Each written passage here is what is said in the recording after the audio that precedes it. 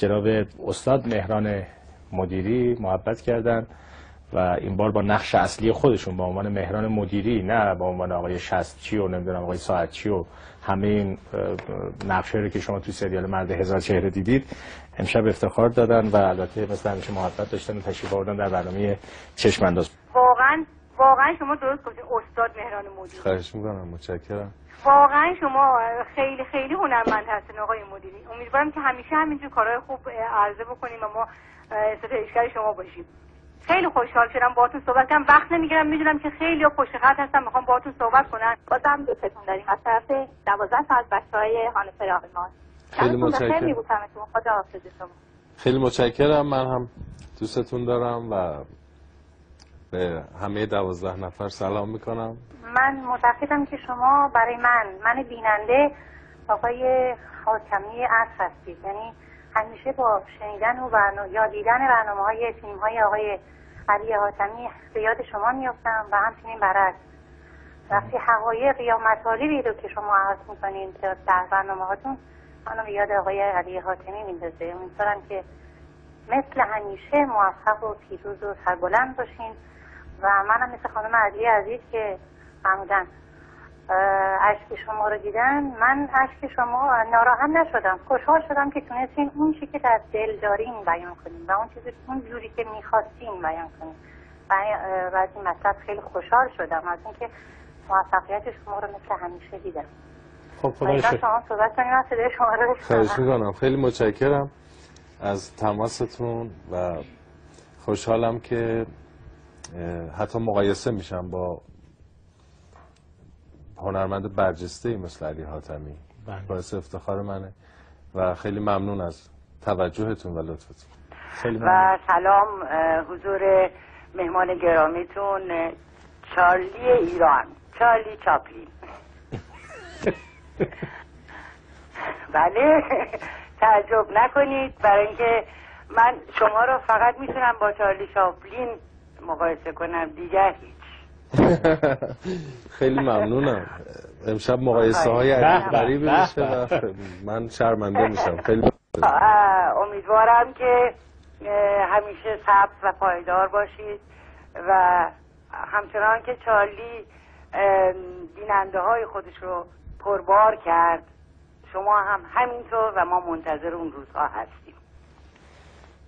خیلی متشکرم از لطفتون. خیلی متشکرم.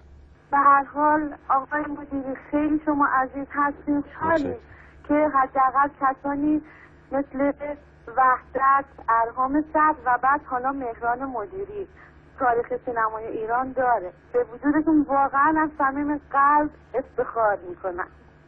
خیلی ممنونم. خیلی متشکرم از توجهتون و خوشحالم که دوست دارید. ممنونم. خواهش میکنم. بعد آقای مدیری من یه سوال داشتم. میخواستم از شما بپرسم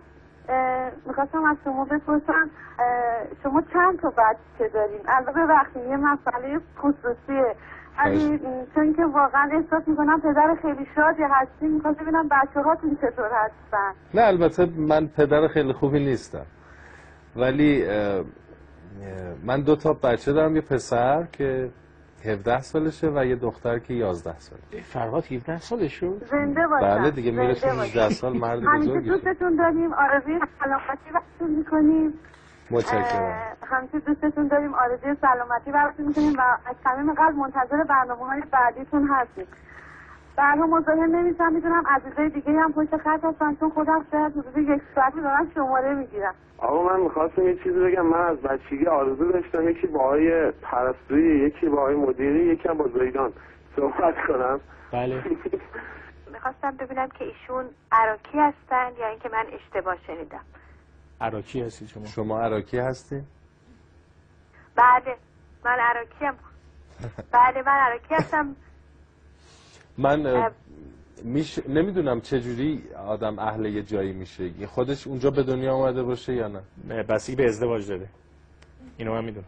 نه بله من عراقی هستم، به این خاطر میخواستم ببینم شما هم عراقی. من پدر مادرم و بله پدر به هر حال باعث افتخار ما بود. اهل عراق بودن. بله بله برای همین من شنیدم عراقی ها همشون خیلی بانمکن.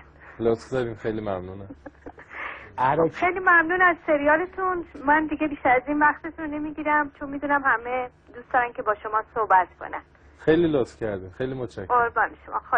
خدا نگهدار. عراقی‌ها با نمکن. من اولین دفعه است میگم آقای مدیری. شما کجایی؟ من اصالتا دامغانی هستم. دامغانی‌ها حسودن. تو این سریال چی می‌خواستین بگین؟ یه کمی از ابتدا فکر کردیم که یعنی در کنار جنبه‌های سرگرم کننده یک سریال این چنینی یه چیزایی هم بگیم، بد نیست. و تا اونجایی که مقدوره که در این نوع کارها بشه حرف زد و خیلی مسائل رو گفت، اینکه یک آدم به عنوان، حالا شاید خیلی من موجز میگم که وقت رو نگیرم، یک آدم چطور با حالا تمایل به شهرت، به ثروت، به قدرت و خیلی تمایلات این چنینی که در همه ما هست، یک وقتایی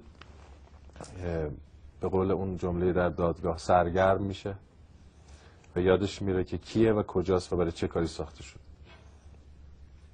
50% این موضوع بود و شاید 50% این که روابط غلط اجتماعی ما رو به این نقطه میرسونه که در جایی که قرار نیست قرارمون میدن و ما هم خیلی بعدمون نمیاد و این کامل میکنه، این 50-50 کامل میکنه ایستادن یک آدمی رو که اساساً غلطه و در جای خودش نیست.